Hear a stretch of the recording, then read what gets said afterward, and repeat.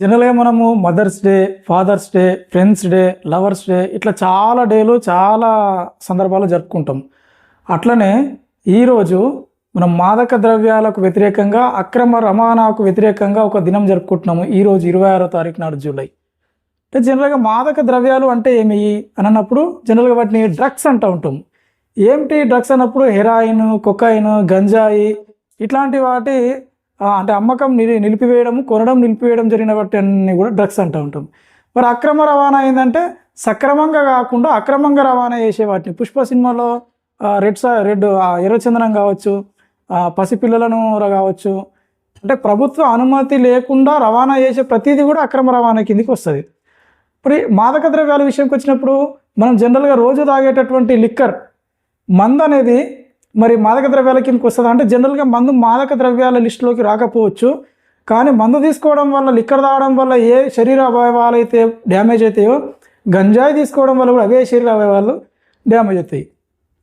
ఇప్పుడు మనము మాదక ద్రవ్యాలు తీసుకున్నప్పుడు కానీ, మందు తీసుకున్నప్పుడు కానీ ఏం జరుగుతుంది మన శరీరంలో అన్నప్పుడు, మనం వెంటనే తీసుకోవడానికి ఆ టైంలో డోపమైన్ అనేటటువంటి ఒక హార్మోన్ రిలీజ్ అవుతుంది మన బాడీలో.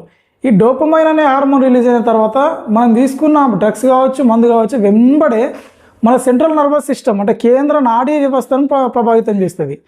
ఈ కేంద్ర నాడీ వ్యవస్థ ప్రభావితమైనప్పుడు విచక్షణ కోల్పోవడం జరుగుతుంది. అంటే మెదడు పనితీరును, శరీర అవయవాల పనితీరును మొద్దుబారుస్తుంది.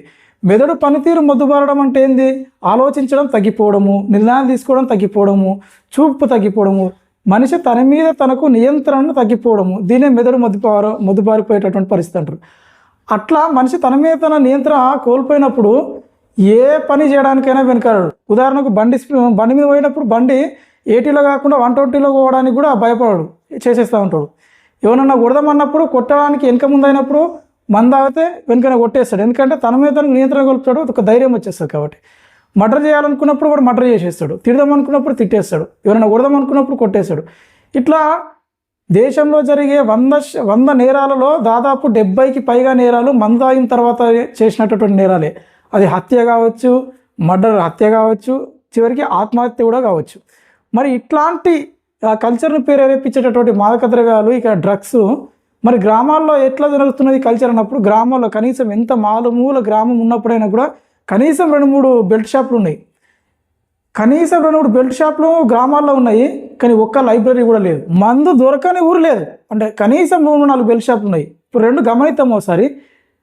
లైబ్రరీ నుంచి అంటే గ్రంథాలయం నుంచి అవుట్పుట్ ఏ విధంగా వస్తుంది, బెల్ట్ షాప్ నుంచి అవుట్పుట్ ఏ విధంగా వస్తుంది. బెల్ట్ షాప్ అయింది, అక్కడ మందు దొరుకుతుంది, మందు తాగుతారు. మందు తాగిన తర్వాత ఏమవుతుంది, నేను ఇంతకుముందు చెప్పినట్లు డోపమైన్ అనేటటువంటి హార్మోన్ రిలీజ్ అవుతుంది, కేంద్ర నాడీ వ్యవస్థ మీద ప్రభావితం చూపుతుంది, మనిషి తన మీద తను నిరంతరం కోల్పోతాడు. అంటే మనిషి విచక్షణ రహితంగా మారిపోతాడు, ఆలోచన రహితంగా మారిపోతాడు. ఇది మందు షాప్ నుంచి వచ్చినటువంటి అవుట్పుట్. మరి గ్రంథాలయం నుంచి వచ్చినటువంటి అవుట్పుట్ ఏంది? గ్రంథాలయంలో ఏముంటాయి, లైబ్రరీలో ఏముంటాయి? పుస్తకాలు ఉంటాయి. పుస్తకాల్లో ఏం చేస్తారు? చదువుతారు. ఏమేమి చదువుతారు? చరిత్ర చదువుతారు, ఎకానమీ చదువుతారు, మహాపురుషుల యొక్క జీవితాలు చదువుతారు. ఇట్లా చదవడం వల్ల ఏమొస్తుంది? నాలెడ్జ్ వస్తుంది, దానికి సంబంధించినటువంటి జ్ఞానం వస్తుంది. ఆ జ్ఞానం చదవడం వల్ల మనిషి తనను తాను ఉన్నతుడిగా, అంటే మంచి ఆలోచనాపరుడుగా, మేధావిగా కీర్తించబడతాడు. లైబ్రరీ నుంచి వచ్చినటువంటి అవుట్పుట్ ఏమో జ్ఞానవంతమైన మనిషి అవుట్పుట్గా లభిస్తుంది.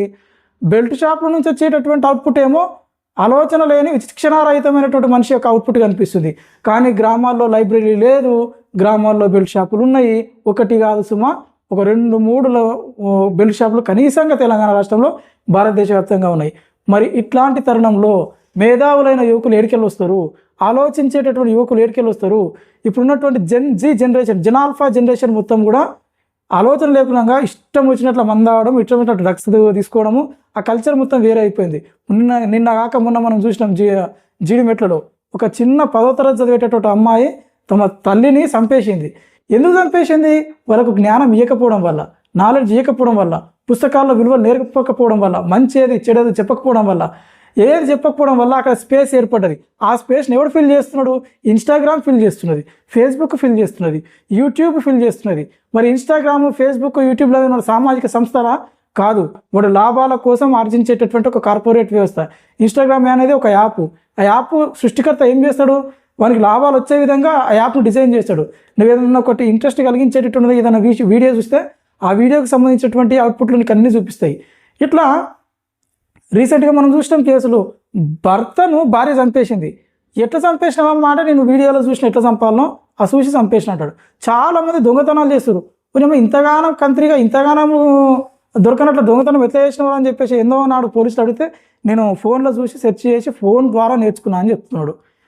ఇట్లా మొన్న రీసెంట్గా కాశ్మీర్ సంఘటన చూసినట్టు చాలామంది భార్యలు భర్తలను చంపుతారు.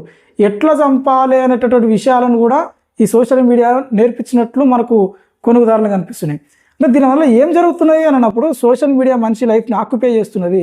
ఒకప్పుడు కుటుంబ విలువలతోటి తాతళ్ళు అమ్మమ్మలు ఇట్లా కుటుంబ వ్యవస్థలతోటి కలిసినటువంటి ఆ విలువలతో కూడుకున్నటువంటి జీవనం కాస్త ఆ దాన్ని సోషల్ మీడియా ఆక్యుపై చేసింది. ఈ ప్లేస్లోకి మాదక ద్రవ్యాలు ప్రవేశించినాయి. మనం ఇంతకుముందు చెప్పినట్లు మాదక ద్రవ్యాలను నియంత్రించేటటువంటి ప్రభుత్వాలు కూడా డబ్బుల కోసము గల్లాపెట్టలు నింపుకోవడం కోసం వాళ్ళు దాన్ని ఇంకిత యథేచ్ఛగా పెళ్లి షాపులో నడిపించడానికి ప్రయత్నిస్తారు. కాబట్టి యువకులు కానీ దేశంలో ఉన్నటువంటి యువత కానీ వాళ్ళని వాళ్ళు సంస్కరించుకోవాలంటే ప్రభుత్వాల మీద డిపెండ్ అయితే సరిపోదు. నీ లైఫ్ మారాలన్నా, నీ దేశం మారాలన్నా, నీ రాష్ట్రం మారాలన్నా, నీ గ్రామం మారాలన్నా నువ్వే నడుంబించాలి, నువ్వే సంస్కరణలు చేపట్టాలి. గవర్నమెంట్లు ఏం చేయవు. గవర్నమెంట్లు నీకు పథకాలు ఇస్తాయి, ఫ్రీ రేషన్ ఇస్తాయి, ఫ్రీగా నీకు ఇచ్చే ప్రయత్నం చేస్తాయి. అట్లా ఫ్రీ పేరుతోటి వాళ్ళకు ఓట్లు తీసుకునే ప్రయత్నం చేస్తాయి.